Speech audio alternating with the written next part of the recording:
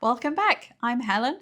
I'm James. And we are global nomads. And in 2024, we sold everything we owned to retire early and travel the world full time. Today, we're going to continue with our stay in Bangkok and show you the tour that we did to go to the train market and the floating market. We booked this tour through BKK Tours and the total cost was 9,800 baht. It works out to about 295 US dollars at the current exchange rate. This was a private tour and our tour guide picked us up from the Hyatt Regency at around about 6:45 a.m. Our first stop on the tour was the Maeklong Railway market. It took us about an hour of driving through the traffic to get to here, so we arrived ready for the first train at 8:30 in the morning. The train station is just past the market, so you can actually see the train 8 times a day, 4 times when it comes in and 4 times when it leaves. There's a yellow line and next to all of the stalls, and as long as you stand behind that yellow line, you are safe. This is a proper working market. It's not a tourist market, so you'll find everything here from fresh fruit and fish and meat, as well as some souvenirs as well. But there were locals there, and it's a proper working market that is open every day of the week. Our tour guide had actually secured us a table at a local cafe, which was literally right next to the line, as you'll see in the video. But we didn't have to fight to try and get a spot to be able to see the train come through, so we were able to just sit here and enjoy a coffee. And what we actually did, I went to one end of the line next to the station, and Helen stayed at the coffee bar. So we gave you 2 different perspectives of the train coming in. As you'll be able to see, as soon as the train's arrival or departure is imminent, the stallholders know, they start packing everything up and moving everything back so that everything's secure for when the train comes through. This is just a regular commuter line. This is a commuter train that runs here, as James said, 8 times a day. Right on time, a guard appears and the road is blocked off to ensure everyone's safety. Safety is a kind of relative word because ultimately you're standing right next to a moving train, although the train is going pretty slowly. Once the market stall holders have put their poles up and closed the canopy, the guard makes sure everyone is behind the line, but ultimately this is down to you. Plenty of people jump out to take a selfie or a photo just as the train is approaching. That's down to your own safety or stupidity or whatever you want to call it. I actually saw plenty of people as the train went past that were trying to high-five people on the train or touch the train. I mean, maybe not the most sensible thing to do.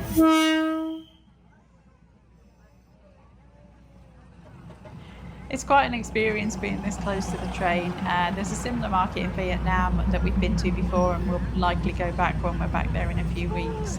But it's pretty cool to be this close to the train and see everyone kind of scurrying to put away their stalls and move out of the way.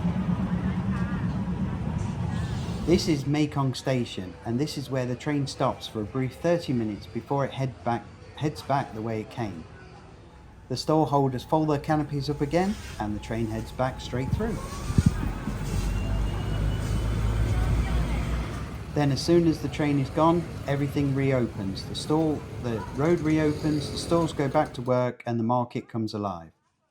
And they do this process 8 times a day, every single day of the week. Once we'd seen the train go one way and then go back the other way, we decided to walk through the streets of Maeklong and head towards our next stop.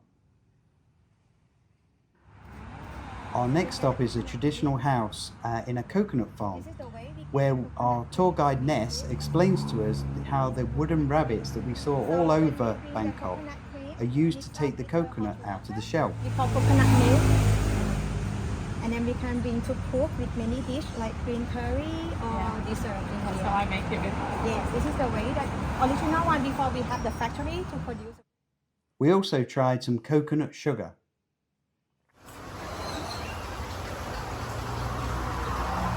Just tastes like desiccated coconut.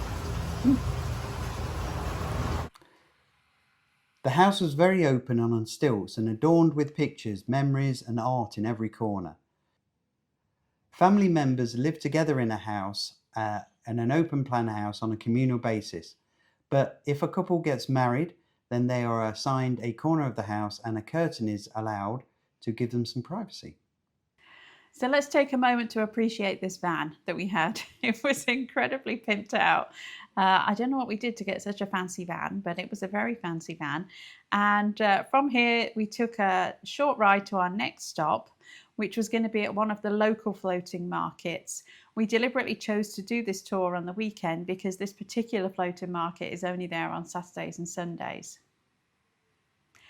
This floating market is called Tha Kha and is much smaller than the bigger floating market at Damnoen Saduak that we'll be headed to.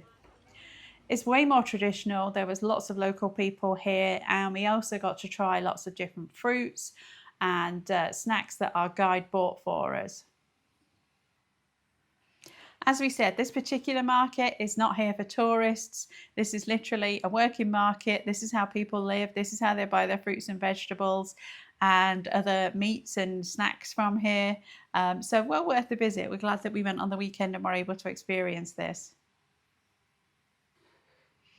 Our next stop was Damnoen Saduak Floating Market.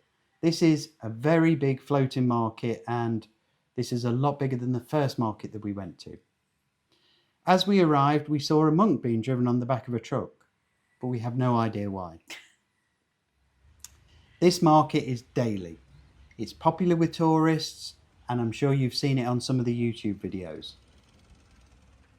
There's also a large section of the market that is not floating, so if you just want to walk around in a regular traditional market, plenty of that options here for that too. This was really primarily focused on souvenirs though. As part of the tour, we got to sit in one of these long-tail boats as we sailed between the endless canals and stalls.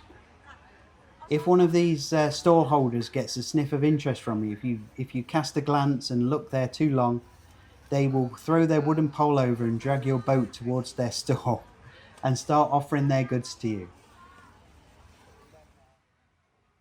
There was even a place to have a photo taken with a snake.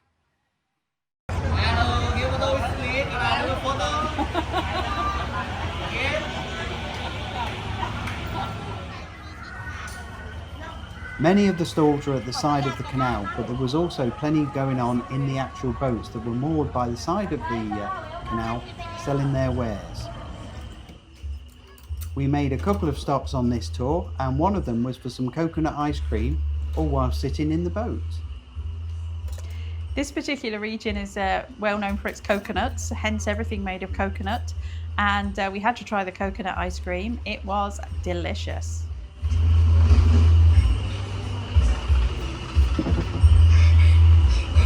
Thank you.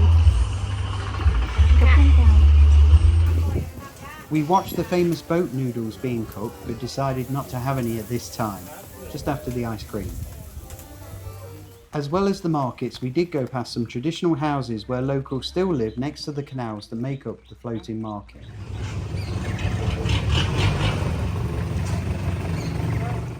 The boat tour lasted for about an hour, and we never saw the same stall twice, and in fact we didn't actually see all of the stalls.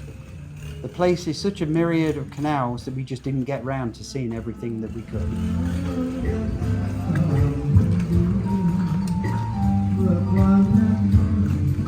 Bear in mind to get onto these boats, if you do have any mobility issues, there are some steps down, and then they're basically a very low level flat boat with just a small bench in that you need to sit in front of each other on.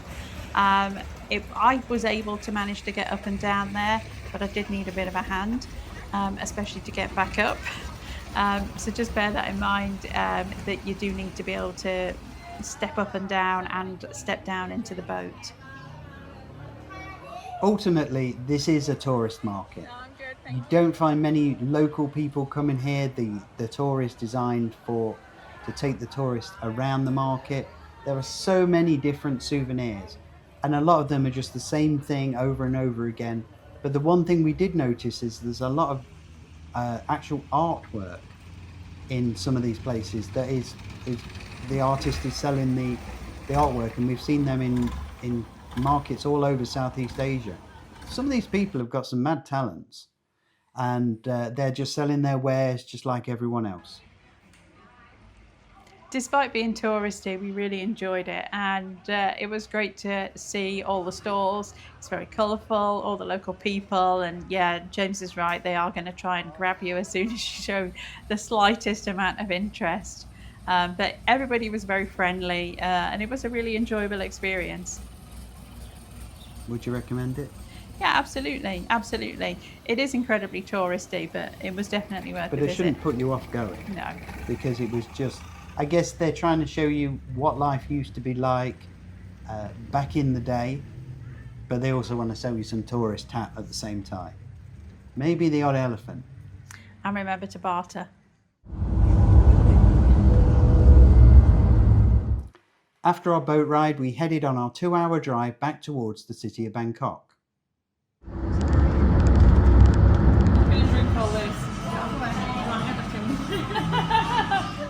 As part of the tour, we stopped at the Lapak dining room for a quick bite, which was right next to the old Bangkok Railway station, Hua Lamphong. Now, we do have this featured in another video where we ride the Royal Blossom train. This is not the main train station now for Bangkok, but it did used to be. As an addition to the tour, we elected to go towards the Chinatown area and went to Wat Traimit and the Golden Buddah. This Buddha weighs 5.5 tons and was hidden in plain sight, covered in stucco and coloured glass for over 200 years. In 1955, the plaster chipped off when it was being moved, and the Golden Buddha was revealed. Before then, it had been forgotten about and no one actually knew where it was. The actual Buddha itself dates back as early as the 13th century, but as with all of these stories, no one really knows. These bells are here to scare off the pigeons and stop the place being overrun with pigeon poo. There were 7 Buddhas posed in these statues. Each represents a different day of the week and a different event in the life of Buddha. The temple complex also housed a laughing Buddha. This is associated with Chinese Buddhism and symbolizes happiness, contentment, and prosperity. Following this last stop at the temple, we made our way back to the hotel. Overall, the tour was about 7 hours, so it was a pretty long day and a pretty full day.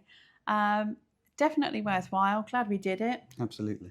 Glad we got out of the city for a while as well, and got to see a little bit more.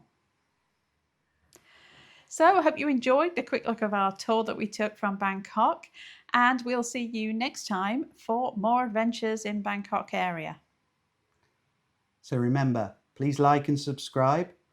And remember, you're here for a good time, not a long time. See you in the next video.